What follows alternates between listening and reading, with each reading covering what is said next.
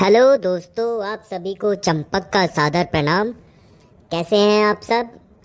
आज हम चर्चा करने वाले हैं एक छोटे से रोजगार और एक बहुत ही प्रख्यात मुख्य रोजगार चाय के रोजगार के विषय में, इससे जुड़ी जानकारियां और इसे कैसे शुरू कर सकते हैं, इस विषय में आज हमारे साथ हैं हमारे मुख्य अतिथि माननीय श्री सुरमा भोपाली जी।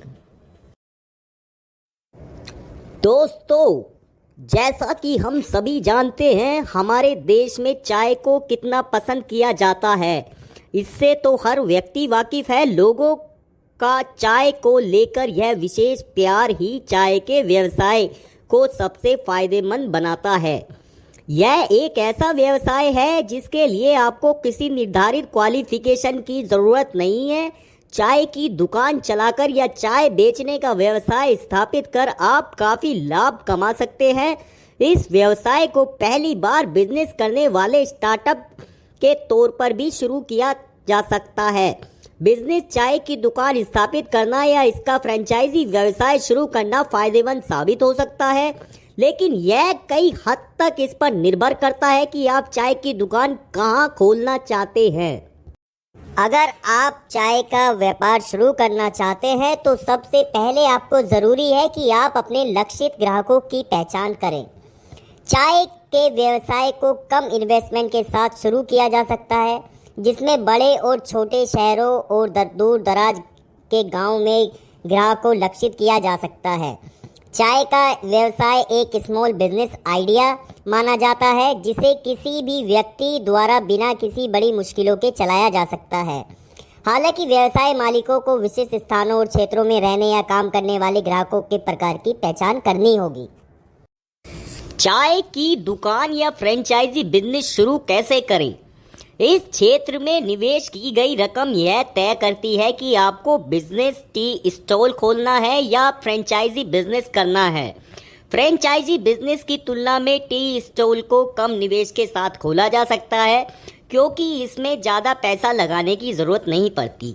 फ्रेंचाइजी बिजनेस मॉडल व्यवसाय मालिकों को अलग अलग तरह की चाय को प्रमोट करने और उन्हें बेचने में मदद करता है, जिसके अंतर्गत चाय को टी बार या काउंटर से सर्व किया जाता है। चाय के कुछ लोकप्रिय प्रकारों में ग्रीन टी, हर्बल टी, इलायची टी, काली चाय, आइस चाय, अरोमा चाय, केसर चाय, तंदूरी चाय आदि शामिल है। टी स्टॉल बिजनेस शुरू करने के लिए आवश्यक चीजें निम्न प्रकार है। चाय बनाने की प्रक्रिया बिना बर्तनों, उपकरणों और कच्चा माल के पूरी नहीं हो सकती। इसे बनाने के लिए बर्तन, केतली, serving glass, glass holder, LPG cylinder, stove, दूध, चीनी, पानी, चाय पत्ती, मसाला आदि की ज़रूरत पड़ती है। इसके अलावा टी स्टॉल में काम करने वाले वर्कर्स को भी आवश्यकता अनुसार कई स्थानों जैसे दुकानों, बाजारों, कार्यालयों में चाय वितरित करना पड़ता है। अब बात करते हैं टी स्टॉल के लिए स्थान निर्धारण के विषय में। किसी भी व्यवसाय की सफलता या असफलता का सारा दामदोर उस स्थान पर निर्भर करता है जहां व्यवसाय को स्थापित किया गया है।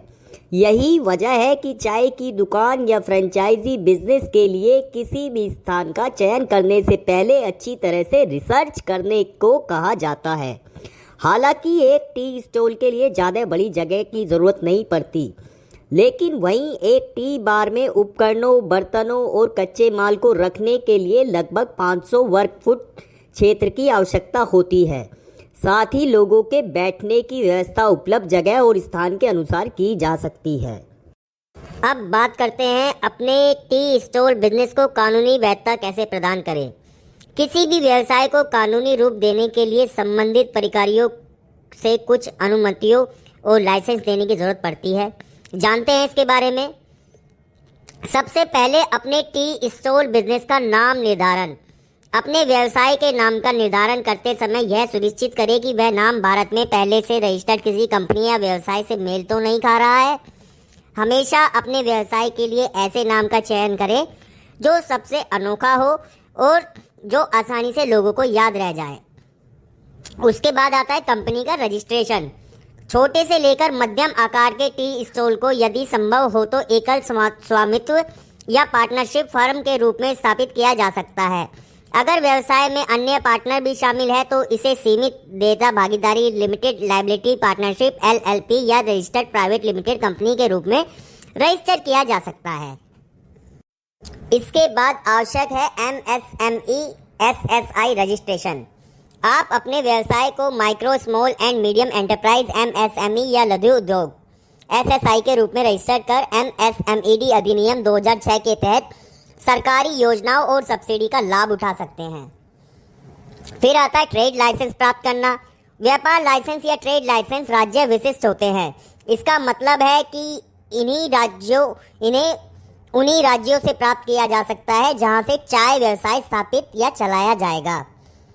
फिर आता है भारतीय खाद्य सुरक्षा और मानक प्राधिकरण FSSAI का लाइसेंस प्राप्त करना। खाद्य पदार्थों के निर्माण, प्रसंस्करण, उत्पादन या वितरण में लगे किसी भी व्यवसाय, उद्यम या व्यावसायिक इकाई के लिए FSSAI का लाइसेंस हासिल करना अनिवार्य है।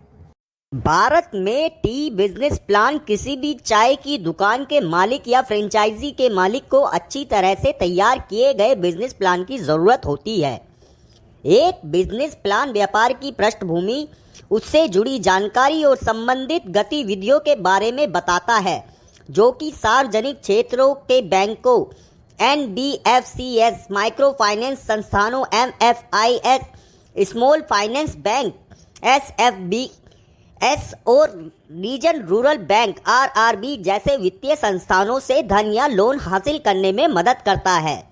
एक टी बिजनेस प्लान में working capital, investment, budget, labours, workers, कर्मचारियों की जानकारी, मार्केटिंग और विज्ञापन रणनीतियों का विवरण, फ्रेंचाइजी व्यवसाय के लिए उपकरण, मशीनरी का उपयोग तथा कच्चे माल से संबंधित जानकारियों को शामिल करना चाहिए।